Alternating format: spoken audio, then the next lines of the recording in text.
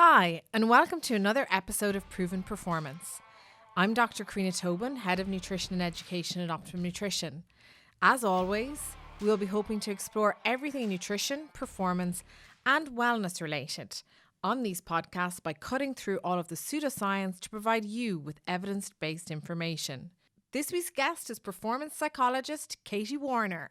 Katie, welcome to Proven Performance. We're delighted to have you on this episode. You are one of the most successful performance psychologists, working with many high-profile athletes and teams at the moment. Give us a little bit of an insight into, I suppose, your journey in becoming a performance psychologist and who you're working with. Sure. Thanks for having me. It's great to be here with you. My journey in, actually, I think my first sort of introduction to psychology was as a gymnast myself. So when I was about 6, I discovered artistic gymnastics, absolutely loved it. And I sort of thought the best way to get from one side of the room to another was doing forward rolls and backflips and cartwheels. And I got sort of talent ID'd quite early on, such that I think by the age of about 10, I was training 30 odd hours a week. Wow. Oh my So it God. really ramped up and got really super intense and serious quite quickly, and I loved the physical side of the sport, but I always struggled with the mental side. But obviously as a 10-year-old I didn't know that was a thing. Some days I'd feel really confident, other days I wouldn't. Sometimes I was training a new skill or trick and I used to have sort of mental blocks about it. And back then the sports psychology wasn't really a thing. It was all a bit sort of hippie and unscientific. And so I sort of struggled through my gymnastics career. I had some amazing highs, represented the country, travelled the world, but I never really felt like I kind of achieved what I really dreamt of in the sport, and I struggled a lot with it. I don't actually remember this, but my mum says that when I came home from training once when I was about 15, I said, one day I want to be there for others in the way that no one was for me, in order to sort of help me understand how to be the best I could be, and help me train my mind and not just the physical side of the sport and all those other areas. So it was really from sort of suffering and struggle and wanting to help others and have others not have that experience, and a belief that sport can be such an amazing force in people's lives if we train it fully, and that means not just the physical side but taking care of the mental side. So that's sort of my journey in. Do you think that there has been a huge shift towards accepting that the mental side does play a huge role in sport? And I suppose you have to be strong mentally to really, like you said, I feel like I never hit the top of my game because I couldn't, I suppose, figure out the mental side of it. Do you think now it's like more acceptable to do so, and everybody really who's at the top of their game does mental training? Yeah, and I feel so fortunate, the timing of my career and where I'm at, and what's happening in the field and the profession, to the point now where I think it would be really unusual for an Olympic team or a top professional team to not have a sports psychologist working with them. It's sort of gone from being something that perhaps players and athletes would get ridiculed for, to the flip is now they'd get ridiculed if they're not training it. Why would you not be trying to eke out every bit of your potential and make the most of your sporting career? So it's has been a huge shift, much more openness, and particularly most of my work's in male team sports, and just that kind of willingness to be open to kind of talk honestly with each other. It really, really moves me, actually. Which is amazing, because actually one of my questions was, I know in my field, nutrition, when you work with a team, you still have to get buy-in from some players. Is it the same in psychology? It is. Yeah, it is. And it's I think Olympic sports are ahead of, for example, if I look at the Olympic sports versus perhaps Premiership Rugby, much further ahead. I think there's probably still lots of Premiership Rugby clubs that haven't got psychologists working with them.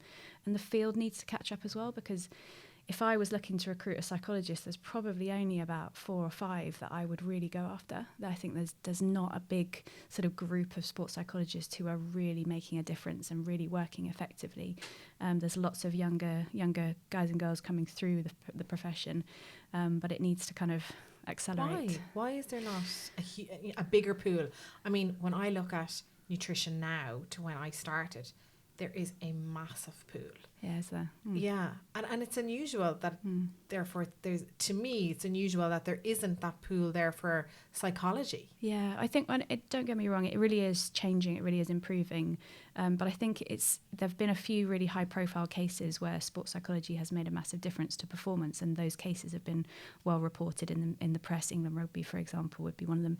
And so then those stories create inspiring ripples all around, and we just need to catch up a little bit, and also just trying to understand how the brain works, and there's still so much we don't know. And so you've got a lot of people out there practicing in the field who perhaps haven't had the right training, haven't had the right mentoring, haven't had the right experiences, so that they're not able to make psychology real and practical, and it's all a bit kind of happy clappy, think positive and all this sort of stuff. So what do you do, like if there are players or athletes who are not kind of buying into it? What are the things that you do to make them, I suppose, accept it a little bit more? Well, those are my favourite types of athletes to work with. Yeah, those are my favourites. Because essentially every athlete you meet wants to be the best they can be. And sometimes it's just about kind of forming, for me very much starting by forming a relationship whereby they trust you and they know that you genuinely care about them, and you're not in it for yourself, you're not in it for any kind of agenda or any kind of sort of news headlines, but you actually really care about the person sitting opposite you and you want to help them make the most of their sport career. And I think when you bring that sort of authenticity to your work, people tend to drop their guard quite quickly. I've been fortunate to find that. I think as well, you got to understand them and what kind of a language they want to speak, and are they someone that wants to hear you talk so that they can build trust in you, or do you need to be quiet and listen to them so that they can express themselves and you can learn about the type of language they're using? But just making it real and genuinely caring, I've found, tends to drop barriers very, very quickly. Do you think because you were a former athlete, do you think, I suppose, it gives it gives you more, I suppose, credibility in the area, that you can say, look, I know what it feels like, I've been there? Yeah, that's a really interesting question, because I had to go through my own psychological work to process my experiences in sport, because I always felt that to be a really successful sports psychologist, I needed to have won an Olympic gold medal, or I needed to have been at the top. And sometimes people will say, unless you've been there, you can't really know.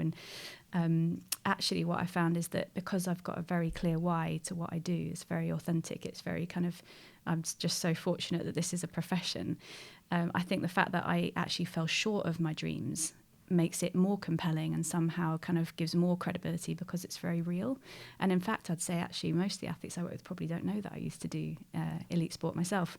It's not something I talk about, because when I'm working, it's not about me so much. It's just very much about the process and their dreams and that person opposite me.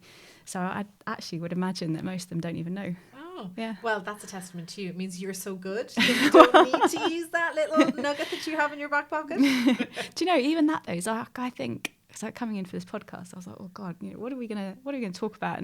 And not feeling very comfortable it being about me. And then I was sort of in driving over thinking it's about passion for people and what people can do and how amazing the mind is and how developable it is. And that was the key question I had, I think, when I first studied at psychology at university, was actually, I had a belief when I was younger that you were either born mentally tough or you're a bit weak and you're a bit soft, and you kind of you would use terrible language like this, and it was sort of something you had or you didn't have. And what I've come to learn through my studies, through my experiences and the mentors I've had, is it's so developable, and the way you think and feel can be a skill that you work on. And so that just means it's just a passion for that area. And do you think, because I know you work with Headspace and you work with a lot of children, do you think that, and you know, it's funny, you have the saying, be the best you can be, which you just said. And my husband gets up every day and says to my son, he's not even 3, be the best you can be. And I was like, does he know Katie? What's going on here? So, but I mean, do you think that the earlier that we expose children to this kind of mental resilience, because of course nowadays, we talk about the snowflake generation, about how they aren't resilient, and how, what's the world going to look like in 10 years time and 20 years time? Do you think that because of society today, we should start it? Or do you think that, we probably should have been exposed to it at a young age, regardless of society? 100%. And it's actually where I'm really passionate about, especially now having a little one myself. I think I've been very blessed to spend 15 years working at the top of elite sport and across multiple Olympic Games and World Cups and in those very privileged elite moments. And I sort of had this dawning moment of like, actually, where we really need to be working is with kids in schools. And it's unbelievable that you can go to school and learn Pythagoras' theory and not learn, how does your brain work? Why do you have these unhelpful negative thoughts? Why do you sometimes wake up up feeling sad? What can you do about that sort of stuff? And like, that's just, it's not present in the way it could be. And so something that I'm passionate about, I think we can find ways to work on it. Yeah. And what, like, you know, for people, we have a lot of like fitness professionals who listen to this. Are there any who work with a lot of people, I suppose, who lack motivation, or they may have motivation at certain times of the year, like, and then feel that they are mentally weak because they can't succeed in a goal or fulfill what they thought that they were going to get out of a training program? Is there anything that they can do, you know, simple things that they can do to help their client mentally to kind of push through these barriers? Yeah, I mean, you used a word which I really liked, just briefly. You talked about resilience. So previously, I think people talked about mental toughness, which kind of is easy to misunderstand, this idea that you've got to be really strong and never ever have a bad day, and you never have a setback, and you don't ever think bad of yourself, and it's just not realistic. Whereas resilience to me is much more flexible. I can be resilient on a bad day by being honest with my coach or my nutritionist or whoever it is I'm working with and saying, actually, today I'm having a really bad day and I'm feeling negative about something. And then that person can coach me through that moment, so I'm not defined by those unhelpful thoughts. So I think one of the most important things is that we just put it out there a bit more. We just say, like, it's not what's appearing on Instagram and Twitter, and it's real. Like, it's actually... sorry, that's a bit clumsy, because I know there's a lot of real stuff out there on Instagram, but it's also a lot that's edited and all very positive.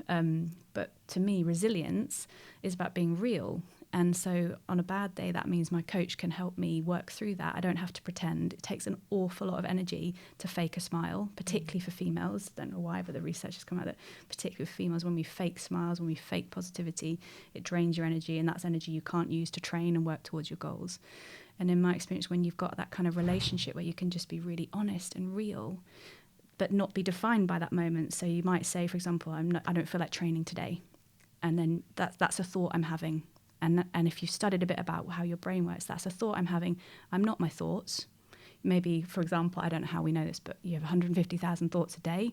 Did you choose that one? Do you want to think and feel like that? And then you'd be coaching them through this moment to say, okay, well, what do you want to do today? Most people will say, I want to work hard. I want to keep working towards that goal. So now I can take a step back from my thoughts and choose how I want to be, rather than just be at the whim of this kind of crazy machine that's in our heads. So I think it's all about it starts with being real. And from there, it's powerful. And it's probably like, you know, as you said, like, it's acknowledging the feeling. Yeah. And it's then just talking through it. I think a lot of the time, and maybe, you know, for our generation, particularly our parents' generation, it was ignoring stiff up feeling. A lip. And Exactly. Just get through it. Yeah. You know, you're here to train. No one wants to hear about it. Yeah.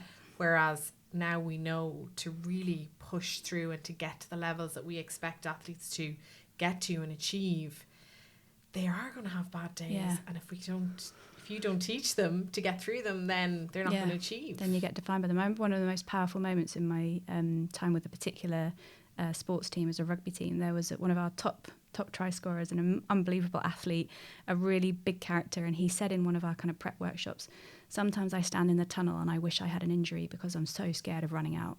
And it was this moment, and it gives me goosebumps even now talking about that, because the whole team were just floored by this, because they would never have known it to observe this guy on the outside. And it fitted within a bit of work we were doing about stepping back from our thoughts, not being defined by them, choosing how you want to think, all the stuff we've just talked about. And the fact that he would be so raw and so honest gave everyone else permission to be honest about what their fears and doubts and worries were. And from there, once you've kind of been honest about it, you can let go of it, and now you're free to kind of go forward towards your goals. So. And I can imagine what a bonding experience that is for the whole team. Yeah. You know, makes them feel that feels that he can, you know, express himself like this. It's more of a family bond. 100%. Yeah. Which is, I mean, then you'll do anything for anyone and you're probably more successful. And that's at the heart of all meaningful success for me is you look at England football, England rugby, where whatever team you're looking at, is that sense of identity and belonging. And it's interesting, that stuff when we're talking about how the mind works and what different thoughts we have. If you imagine sort of two cavemen, Bob and Bill, and Bob's really, really positive and Bill is really quite negative, and now they are out in a hunting scenario, for example. Actually, that Bill, was it Bill? I think I called him Bill. Bill, who is a bit more negative and a bit more cautious, if there's a predator in the environment, Bill will survive, not Bob. So actually negative thinking has a really evolutionary purpose to it, because if I assume the worst, I can prepare for it. And if it's not the worst, then no drama anyway. I just sort of crack on. So actually, to think for our brains are wired to think negatively. They're wired to look at what might go wrong. And when you learn about that, then you don't need to sort of fall into that trap and think, okay, again, like we keep coming back to, how do I want to think in this moment? What's going to be aligned to my values and my goals? And is it then the balance of, negative thoughts versus positive thoughts? Well, I was actually, I was looking at this just recently, actually. So there's an endurance athlete I work with, and the typical sort of, typical endurance is just, can you run as fast as you can or cycle as fast as you can at an intense speed for a long period of time, and can you do it more so than your competitors? And if you do, you win. It's obviously a lot harder than that. And typically people would say sort of mind or muscle, like why do you stop? Why do you drop off? Why do you drop off your intensity?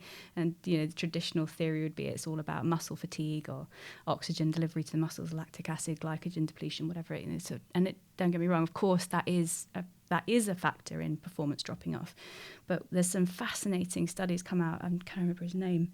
He's at University of Kent, Professor Makora, I think his name is. And he's done some studies that look at actually muscle fatigue is but definitely not the only limiting factor in endurance dropping off. They took out a sample of muscle from, I don't know how people volunteered for this, but from the leg of athletes that had just done endurance testing, the time to exhaustion testing. And they're looking at levels of ATP, which is the fuel in the muscles. And so you'd expect to find certain things according to the fact that people have said, I can't carry on anymore. But what actually Professor Makora talks about was that in this study, they had 7 to 8 minutes more in their legs than they thought they did. So it's not just the muscle fatigue that is the limiting factor. What is the mind doing? And they talked about perceived effort. So if I think I've given maximal effort, if I think I've given everything I can, then on some level I'm sending a message to my body to stop. But actually you can go further. You can go further. And then if you look at perception of effort, that's subjective. Again, that's something we could train. So we know that mental fatigue, for example, causes us to think that we're putting in more effort than we really are. So if someone's had a hard day at work and then they try and go and train in the evening, they will perform worse than if they'd trained earlier in the day before the mental fatigue came in. Coming back to your point about negative versus positive, we know that self-talk and positive statements, simple things like you've got this, you can do it, you keep pushing, that the study showed that caused perception of effort to be more favourable and for performance to be enhanced. So now you're looking at actually when you come to plan a training session, don't just plan the number of sets or reps, but plan your self-talk. And it only needs to take 2 or 3 minutes. I'm not talking about doing a PhD in this. Yeah. Just how when it gets tough, when my mind decides I've had enough, how do I want to respond? And if you've planned that in advance, you're probably going to find that extra level, that extra set, that extra rep. You do that over time and you're going to get where you want to get to. It's fascinating. But it blows my mind. It makes so much sense, Yeah, completely.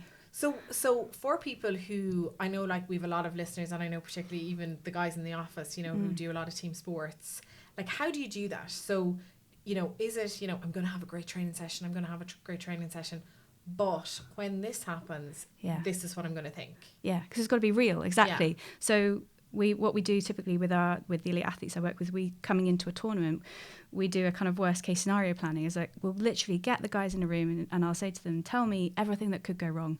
And some of them get nervous with this, like, but it's negative thinking and rubbish. Put that in the bin. It's real. Stuff can go wrong. So list it all out. And when you're in that situation, when it gets tough, how is it going to feel? Because it will feel tough and you will want to, freeze, or you will want to kind of get out of that situation. And when you feel like that, how do you want to respond? And so we'll typically work through this of whatever sort of the triggers are. You may end up with 5, 6, 7, 8 triggers. And each one, when this happens, I want to respond like this. And we rehearse it. I mean, we do all sorts of funny things like they have to stand in freezing cold water, and can they still get the pace of the rehearsal? Can they still kind of work out how they want to think and feel in that moment? That is tough. We've done it in a room with alarms going off, so you've got distraction. Can they still think clearly in that moment about how I want to respond when the going gets tough? Because actually those are the moments that define it. No one wins an Olympic gold medal with everything going perfectly or smoothly. It's often the ones that respond the best that go on to kind of hit their dreams. So is responding the best about being completely in the moment? Oh, good question. Yes and no. No, in that you have to have planned how you want to respond. Yes, in that you have to be in the moment enough to notice what's happening, because how our brains work, imagine you've got these different teams that when we start to feel under pressure or if our goals are under threat, most people will get hijacked. The All Blacks call it red brain. Some athletes call it chimp brain. You've got these different teams. So you have to plan in advance. Otherwise, that part of your brain is way more powerful. And you need it to be, because if it's a genuine life and death situation, you need that part of your brain to take over and save your life. That's the part of the brain, when you step out onto the road and you suddenly jump back because there's a car coming. You didn't really notice it was coming, but your brain was working faster. That's how the brain's sort of programmed. So yes, you have to be in the moment to notice it and not freak out about it. Yeah. No, you have to, you load the dice in your favour if you think in advance what could go wrong here and how will I respond. So bad things are going to happen in every walk of life. Yeah. It's your stuff. reaction. Yeah. Stuff. I kind of, it's more just a style thing, but stuff will happen. Okay, it's not good or bad. It's just stuff. And actually the most rewarding performances will be the ones where you had to work really, really hard, or you had to kind of battle back from something. I remember 2 guys who I worked with into the London Olympics who went on to win gold. In their semi-final, they made a massive, massive error in the sport of canoe slalom, and they actually went backwards through a gate that should have been forwards. And I remember my heart was just like, watching it happen. But their response was so incredibly calm that they were able to correct the mistake, and they took the final place. They got the slowest qualifying time into the final and went on to win gold. Oh my God. And that's where, and one of them, Etienne Stott in particular, has really gone on to work across lots of different schools, really very committed to sort of trying to inspire the next generation. And I just think he wouldn't have had that platform had he not responded calmly to an adversity. That's amazing. Yeah. That's amazing. So it's not just about visualizing and feeling the good stuff. It's about the other stuff that happens that really probably is the winning and between the winning and the losing. Yeah, definitely. And definitely in my experience. And it takes courage to think about what could go wrong, because you tend to, some people are superstitious about it and they're like, but then it's more likely to happen. It's like, it's going to happen anyway. So you work with a multitude of athletes, singular athletes and teams. Yeah. Is it the same approach, or is there different approaches, or is it different how you work with the team around them, their support teams around them? Yeah. Or is it the same? Yeah, it's the same in that for me it always starts with the relationship. It always starts by the connection and being authentic together and having a deeper purpose to it. So I'm not the kind of, there's lots of different sports psychologists out there. For me, it's not just about the winning. I want the journey to the win to have been the most rewarding, meaningful, valuable experience ever. And when you win, I want you to do something valuable with that win. It's not just about, the medal around your neck. So it's the same for me in that I'm always starting from that premise, and I'm always I'm dead keen on people understanding how their brain works and learning a bit more about that. But then what's different is what each team wants to stand for, and what they want their sport performance to be an expression of. And also working, so you may be working individually with an athlete on something very specific, like refocusing when I make a mistake. Or you might be working with the coach on how he wants to speak in the halftime talks. You might be working with the physio who wants to work on how do I handle it when this player keeps coming to me with an injury, but I can't find anything physical that actually I think he really wants to see a psychologist but isn't quite brave enough to come and see you. So then you're working through the physio or through the strength and conditioning coach or the nutritionist, which I love that kind of work, because ultimately you're not, the more you can inspire and help everyone develop towards the goal, then the more likely we are to be successful.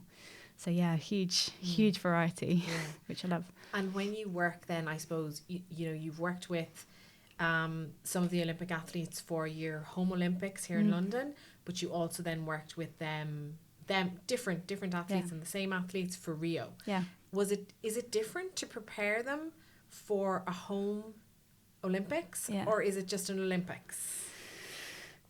So one of my favourite, I've never worked with him, but Ben Ainsley. And that's for Tokyo. Yeah, I know. So Tokyo is an interesting one for us because of the heat and the humidity, and so we're doing an awful lot around that at the moment, because heat and humidity affects your thinking in quite powerful ways, not just the physical, obviously the physical effects. The thing I think for us with London was just the increased desire for everyone to win gold. That everyone, all your family are there. You've got kind of just, there's more. I think it felt to me like there was more at stake. There was more passion, more desire for special performances to come in, which we saw. which we did see. And I think that's because collectively in British Olympic sport, it was a very special, wider team to be a part of. And I think there was a lot of intelligence in the planning and really like thought through all the different scenarios. We did a lot of, for example, a lot of training with crowd noise, trying to replicate the exact sound of 50,000 people or 12,000 people or whichever sport it was in. So we would kind of find the right level of sound. Yeah, and exactly, which I'd buzz off in a geeky way. But Ben Ainsley, to come back to that quote, he gave a quote once where he said something like, the problem with the Olympics is everyone wants to treat it like it's just a normal competition because they don't want to get too kind of eked up about it. But the reality is it's completely different and it is a complete circus. And so you have to pay attention to the ways in which it's different in order to then treat it like a normal competition, which was really at the heart of the approach that I took with the different athletes that I worked with, and to some pretty special results. So that's a great quote. Different, because the Worlds are just before the Olympics often, and it's amazing to me that like these are the Worlds, but it's kind of like, oh, they're just the Worlds. The Olympics, this is the competition.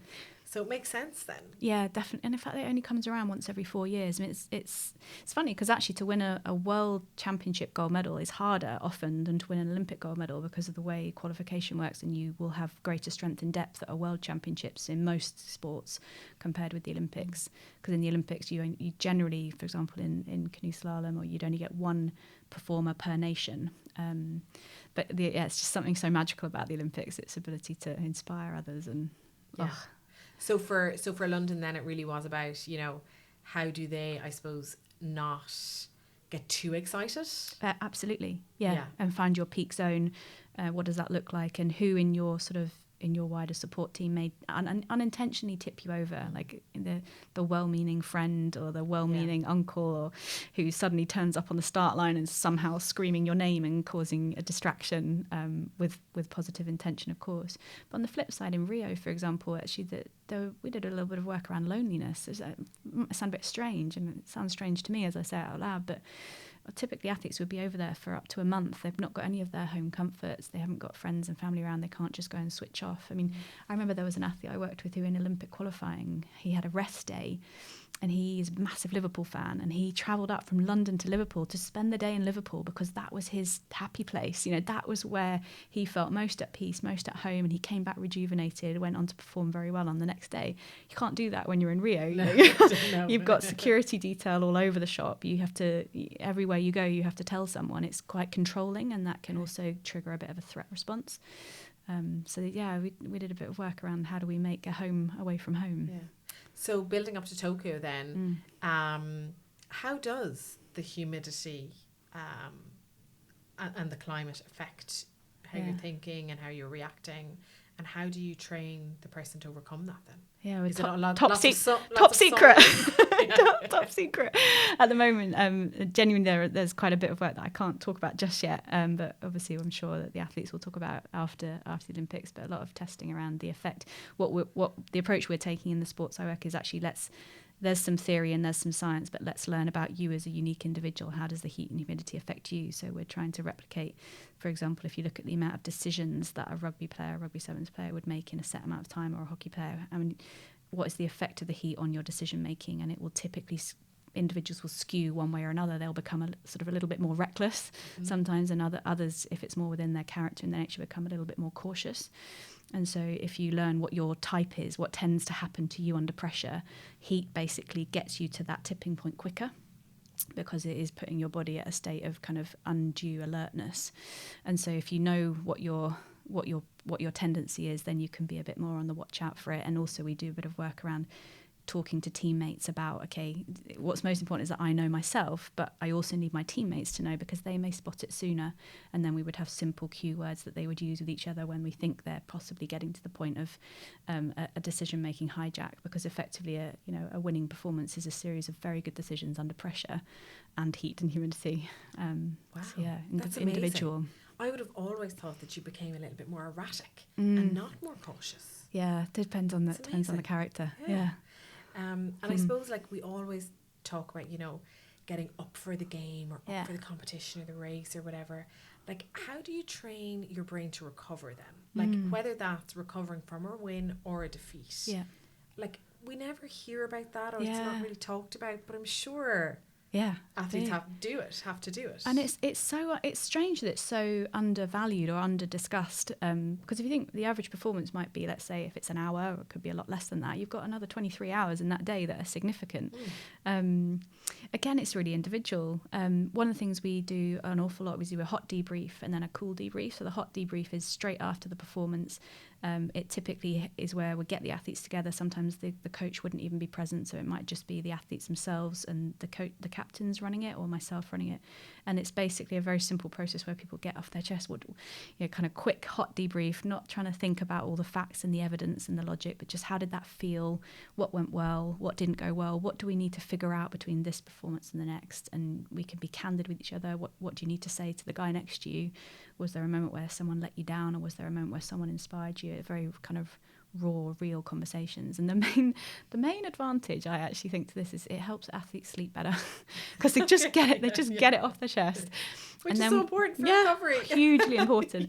And then we revisit it probably a day or two later, depending on what the schedule is, once we've got a bit of evidence on the table from the video analysis team, and the coach will put in something, and normally the strength and conditioning guy will talk about the physical facts of the game. And then often some of the stuff that was said in the hot debrief was garbage, and some of the stuff was really astute, and it's brilliant that we captured it before our thinking brain started to kind of rationalise everything. So I think debriefing is really important. That's often overlooked. And actually really important, because particularly whether you've gone well or not well, whether you've won or not won, what was the performance you were trying to put out there, and did you hit that? And then I'm a big fan. I'm such a big fan on just play and just having some fun, and whether it's corridor cricket or whatever it looks like, a bit of Pictionary, a bit of charades, just having fun. Laughter is incredibly rejuvenating, and just helping athletes be themselves and stepping out of their athletic identity and just be Mark, or be Mitch, be yourself. And I think trying to create opportunities for people to do that's important. There are other little things that the teams I've worked with have often adopted, so no mobile phones at dinner, for example, in order to connect, because to connect genuinely instead of be on technology is rejuvenating, recovery based. So real kind of variety of things. It is amazing, and I'm sure it's very hard for someone who is an athlete to actually step out of being an athlete, because it's their world, and it's so much more of their world than, and I don't take any credibility away from people who just have jobs, but I mean an athlete, it's kind of 24/7, whereas at least themselves. Exactly. So I imagine it can be very difficult for them to do that. And is it easier to do it in a team setting, because you have other people who can kind of say to you, interesting question, relax, don't take it so seriously, whereas when you're an individual athlete, it's much more difficult. Quite possibly. And it's interesting, because the first part of my career was very individual sport based, and then I was very fortunate to start working with the England Rugby Sevens team, and from that point on I've been incredibly inspired by the team ethos and the soul of the team, and almost now team sport is where I find myself working exclusively almost. I don't know I couldn't answer that question. I'd have to think about it a little bit more. It makes sense to me. I've definitely noticed a higher instance of mental health issues in individual sports as opposed to team sports from my limited experience, which I think is because of the exact thing you're talking about there, the social support that exists between athletes.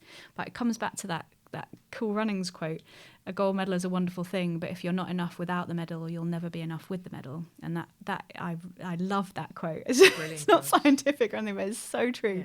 And so I think that's all about how you then prepare for it, that I am who I am, and I'm now going to go and perform. But actually, to be able to have an identity outside of sport, we do a lot of work around something called More to Me. So when we meet with athletes on a quarterly basis or a weekly basis, what it might be, we'll always include a question around, tell me what else is there to you besides your sport? What are you working on? What are you interested in?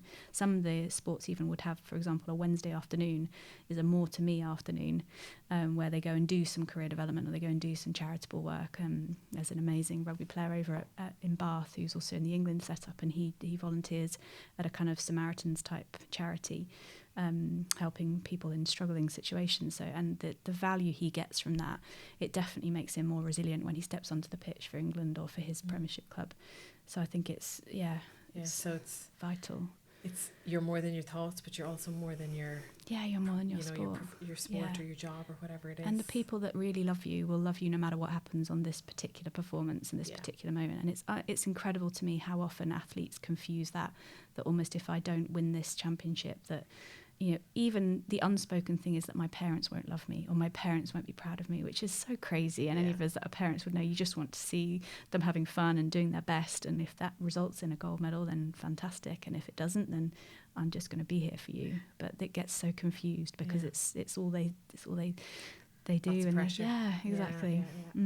How important do you think, I suppose, or do you think that, other lifestyle factors, nutrition, how important is that to also support, your mental wellness?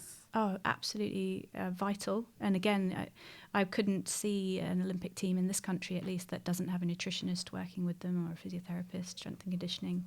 And I think it's incredibly valuable in its own sense, but also in the psychological sense of the athlete knowing that when they step across that white line or they step out onto the pitch, they know that they're doing the very best they can to be the best they can be. There's no area of performance that they're overlooking, and if they're not working with a nutritionist, then they wouldn't be able to say that. Also, as we know, the link between nutrition and their ability to think clearly under pressure is very, very proven, and to recover properly as well. And also, we're talking about performance a lot, but to enjoy it. To be able to come to the end of my career and say I had some unbelievable moments because I took care of my body properly. And now I can hopefully they can reach a retirement point where they can go on and live a fulfilling life as a normal human being. And if they haven't worked with a nutritionist, haven't taken care of the physical side, physiotherapy, etc., I don't think they'd get there. So it is amazing how we finally are fitting the jigsaw together and seeing how everything works. Yeah. And like the support teams are working together a little bit more, which is obviously a huge benefit to the athletes and the teams. I suppose to wrap up then, Katie, obviously the majority of people who are listening will be working with normal day-to-day, brilliant Joe people. Soaps like us, Joe Blogs like us, not, high-achieving athletes. What are, if there was 3 things that you could get them to do with their clients or their family members or even themselves to make them a little bit more resilient, to help them achieve their goals, what would it be? Great question. 3 things. Okay. Well, one, I think we've got to start celebrating failure more. We've got to start. If you stop and think about something that's gone wrong for you and what you learned from it, you'll realise you're better off for it. Failure is a brilliant teacher. It's a painful teacher, but it's brilliant. So to be able to embrace failure, talk about it more, not fear it so much, and know that you will take something from it that will make you better. I think that's true for everyone from the elite athlete to you and I on the street. The second thing, as you can probably tell, is I'm really passionate that we learn more about how our brains work, because it is an absolute game changer when you can step back from your thoughts and think, how do I want to think and feel, and start practicing the skill of choosing, because you're not your thoughts, you're not your feelings. You have thoughts, you have feelings, and I think when you create that space, whether it's through meditation, whether you hop on the Headspace app and you do your 10 minutes a day, that can be very transformational. So let's embrace failure a bit more. Let's become a bit more at ease with our thinking and be able to step back from it so that we can choose how we want to think. And then I think the other thing is like, I talk a lot about it whenever I'm asked this sort of question, but gratitude. I think it's such a powerful exercise, and not just thinking at the end of the day, what's 3 things I'm grateful for? That's great, but maybe pick a time where once a week you're going to write a letter to someone that you're grateful for, and you're going to send them a letter, handwritten, not a text, not an email, not WhatsApp, actually pen to paper, and say, I just want to let you know I'm really grateful for ... And you can only take you 2 or 3 minutes, pop it in the post, and the effect that's going to have for you and for the person that's receiving it is really quite powerful, because we only get this life once, as far as we know, and take the chances to have more authentic conversations. And then the boost that you get from that hormonally, emotionally, I think is just gives you fuel to go towards your goals, your dreams, whatever it is that it's important for you. They're fantastic. Katie, if this is you with 4 hours sleep, we have to have you back when you're back to your best. You must be out of this world. The athletes and teams that you work with must be they're so lucky to have you. I I'm hope so you know lucky. that. Thank you. So thank you so much for coming on Proven Performance. You're welcome. Thanks. Thanks for listening to another great episode of Proven Performance. If you're keen to learn more about nutrition and gain CPD points, why not sign up to our Optimum Nutrition for Health and Performance course? Just go to learning.optimumnutrition.com to sign up and start learning today.